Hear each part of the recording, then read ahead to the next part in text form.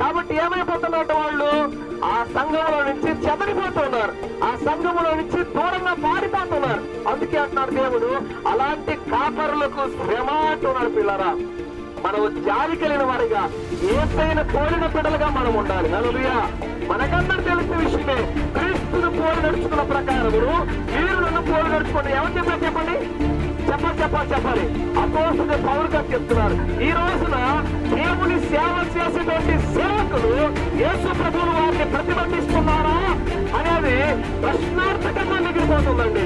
ఏ సేవకుడైనా చూడండి, దైవ సేవకుడి మన జీవితాలలో కనుక యేసయ్య యొక్క లక్షణాలను మనం ప్రతిబింబించలేకపోతే we are not fit for the God servant. Hallelujah. పరిశుద్ధాత్మ దేవుడు మాట్లాడుతున్నాడు, నీ జీవితంలోనే కాకుండా నీ జీవితంలోనే ప్రేమించే మనస్తత్వం ఉంటే, నీ జీవితంలోనే భయంకరమైన పాప కృత్యాలు కనుకుంటే విశ్వాసులు ఏ విధంగా రక్షించబడతారు? మనం చెప్పే వాక్యం ఫలించదు, మనం చేసే ప్రయాస ఫలించదు.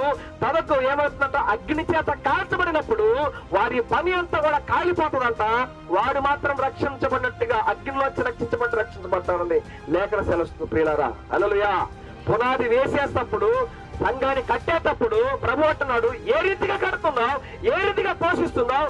దేవుడు ఒక రోజున ఆ పనులన్నిటినీ కూడా అగ్ని చేత కాల్చినప్పుడు ఏమవుతుందంటే, ఇదిగో ఒక్కొక్కరి పని అక్కడ తేలిపోతుంది. హల్లెలూయా. యేసు ప్రభువుని కనుక మనం ప్రతినిధించలేకపోతే, యేసయ్య లాంటి మనసు, యేసయ్య లాంటి ప్రేమ, యేసయ్య లాంటి కరుణ, యేసయ్య లాంటి శిక్షించే, యేసయ్య లాంటి హెచ్చరించే, యేసయ్య లాంటి గద్దించేటువంటి మనస్తత్వాలు యేసు ప్రభువుని స్వరూపంలో మనం ధరించలేకపోతే, మనము దేవుని సువార్తను ప్రకటించినా అది వ్యర్థమేనండి.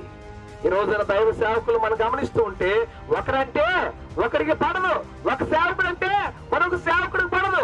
ఈ డినామినేషన్, ఆ డినామినేషన్, ఇలాగా అలాగా అలా చేయబట్టి ఈ రోజు క్రైస్తవ సంఘ విద్రోహ శక్తులు ఏమవుతున్నాయంట, పైన పడి దైవ సేవకులు కొట్టడానికి ధైర్యం చేస్తా ఉన్నారు. హల్లెలూయా. మనం ఆరాధిస్తున్నటువంటి దేవుడు సర్వశక్తి గల దేవుడు, ఆయన భయంకరుడైన దేవుడు, బలవంతుడైన దేవుడు, సమస్త మానవాన్ని సృష్టించిన దేవుడిని మనం కలిగి ఉన్నాం. నువ్వు నిజంగా యేసయ్యను పోలి నడుచుకునే వ్యక్తి అయితే సౌలును కొట్టినట్టుగా దేవుని కొరకు వ్యతిరేకంగా లేసేటువంటి విద్రోహ శక్తులు కొట్టి దైవ సేవకు చెప్పినట్టుగా అధికారులు ఎదుట వాళ్ళని నిలబెడతాడు దేవుడు. హల్లెలూయా. రాజులు ఎదుట వాళ్ళు నిలబెట్టుకుంటాడు దేవుడు. సౌలుని పౌలుగా మార్చిన దేవుడు ఈ రోజు దేవుని సేవకు వ్యతిరేకంగా లేసే వారిని మార్చలేడా? తప్పకుండా మార్చాడు. అయితే లోపం ఎక్కడ ఉందంటే, మన దైవ సేవకులు చేసేటువంటి పరిచర్యలలో